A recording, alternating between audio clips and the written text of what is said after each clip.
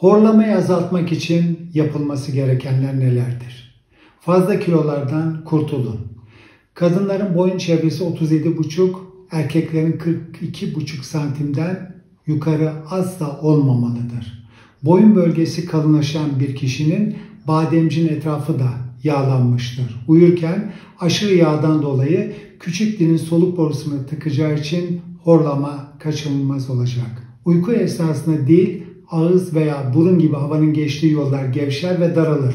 Hava hareketinin bu şekilde engellenmesi solunum yapısında titreşmeye neden olur. Çare nedir? Boyun kas yapısını güçlendirin. Kilo kesinlikle almayın. Yatmadan 4 saat önce alkol kullanmayın. Yatmadan 3 saat önce yemek yiyin. Yan yatın, burnunuzu açık tutun. Sırt üstü yatınca 2 burun deliği açık olacağından uykuya dalmada gecikme olur ve parasempatik sistem uyarılmaz. İyi ve düzenli uyuyun. 2 yastık kullanın. Odanın havasını nemlendirin. Kalorifer peteklerine su tankı asın ve bol su içiniz. Sağlıkla kalın.